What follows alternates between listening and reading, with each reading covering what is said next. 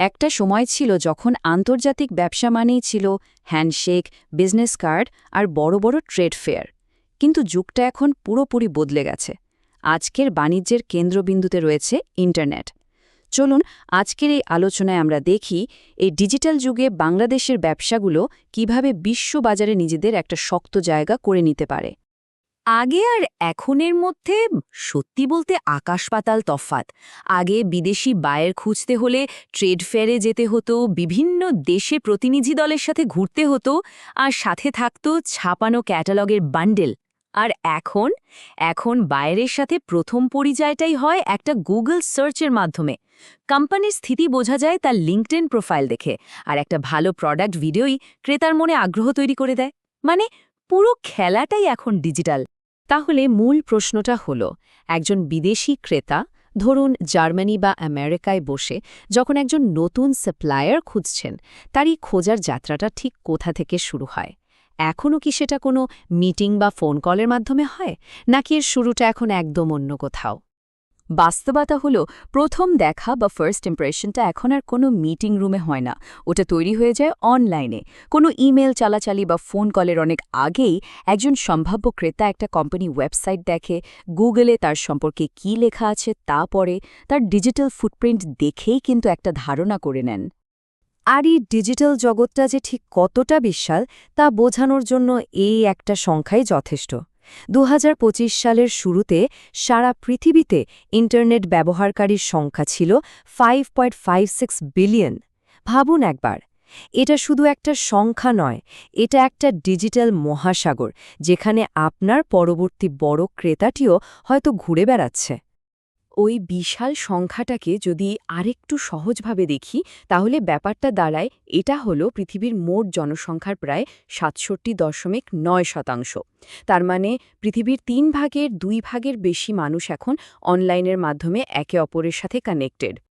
এখন এই বিশ্বজোড়া প্রেক্ষাপটকে যদি সরাসরি বাংলাদেশের সাথে মেলায়, বিশ্বব্যাংকের তথ্য অনুযায়ী ২০২৪ সালে বাংলাদেশ থেকে পণ্য আর সেবা রপ্তানির পরিমাণ ছিল প্রায় ৪৭.০৯ বিলিয়ন মার্কিন ডলার। এই বিশাল অর্থনীতির ভাগ্য কিন্তু এখন আগের চেয়ে অনেক বেশি এই ডিজিটাল জগতের উপর নির্ভরশীল। কিন্তু এখানেই একটা বড় চ্যালেঞ্জ আছে। বাংলাদেশের এক্সপোর্টারদের কাছে হয়তো বিশ্বমানের পণ্য আছে, কিন্তু আন্তর্জাতিক ক্রেতারা যখন অনলাইনে তাদের পণ্য খোঁজে, তখন যদি তারা অদৃশ্য থাকেন, তাহলে সেই ভালো পণ্যের তো কোনো দামই থাকল না। এই সমস্যাটাকেই বলা হচ্ছে গ্লোবাল ইনভিজিবিলিটি গ্যাপ, মানে বিশ্বজুড়ে অদৃশ্য থাকার একটা ফাঁক। তো এই অদৃশ্য থাকার সমস্যা থেকে বেরোনোর উপায়টা কি? উপায়টা হলো ডিজিটাল মার্কেটিং। দেখুন, এটাকে শুধু একটা টেকনিক্যাল ব্যাপার ভাবলে কিন্তু ভুল হবে। এটা আসলে একটা স্ট্র্যাটেজিক ব্রিজ বা সেতু, যা সারা বিশ্বের বায়ারদের সাথে বাংলাদেশের সেলারদের একটা সংযোগ তৈরি করে দেয়। এই ব্যাপারটাকে খুব সুন্দরভাবে এক কথায় বলা যায়, ডিজিটাল মার্কেটিং শুধু পণ্যের বিজ্ঞাপনই দেয় না, এটা বিদেশে একটা কোম্পানির সুনাম আর নির্ভরযোগ্যতার একটা পরিচয়ও তৈরি করে। মানে এটা একই সাথে প্রচারের কাজও করে, আবার কোম্পানির রেপুটেশনও তৈরি করে।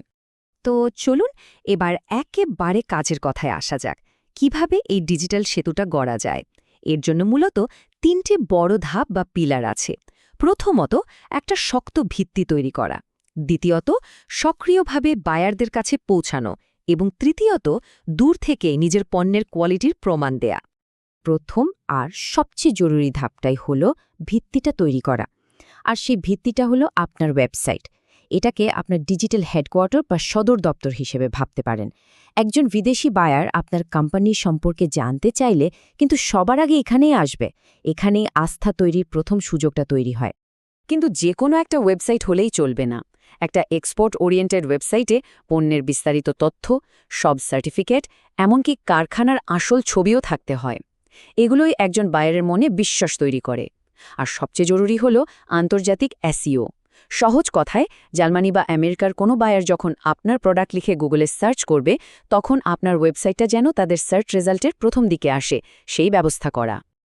আচ্ছা, ডিজিটাল হেডকোয়ার্টার তো তৈরি হলো। এবার আর বসে থাকলে চলবে না। এবার সময় হলো যকৃতভাবে সম্ভাব্য ক্রেতাদের খুঁজে বের করার। আর এর জন্যেও কিন্তু কিছু দারুণ ডিজিটাল টুল আছে। এর মধ্যে দুটো প্ল্যাটফর্ম খুবই শক্তিশালী। 1 নম্বর হলো লিঙ্কডইন। এটা শুধু একটা সোশ্যাল মিডিয়া না, এটা একটা গ্লোবাল বিজনেস ডিরেক্টরি। ভাবুন তো, আপনি এখান থেকে সরাসরি ইউরোপের কোনো বড় ব্র্যান্ডের সোর্সিং ম্যানেজারের সাথে কানেক্ট হতে পারছেন। আর 2 নম্বর হলো পেইড অ্যাডস।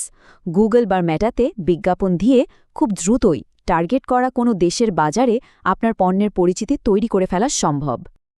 এবং আমাদের 3 নম্বর পিলারটা হলো আস্থা তৈরি করা। যে বায়ার কখনো আপনার ফ্যাক্টরি নিজে চোখে দেখেনি, তাকে কিভাবে বোঝাবেন যে আপনার প্রোডাক্ট আর কোম্পানি দুটোই নির্ভরযোগ্য? এর উত্তর হলো কন্টেন্ট। এর দুটো প্রধান উপায় আছে। প্রথমটা হলো কন্টেন্ট মার্কেটিং।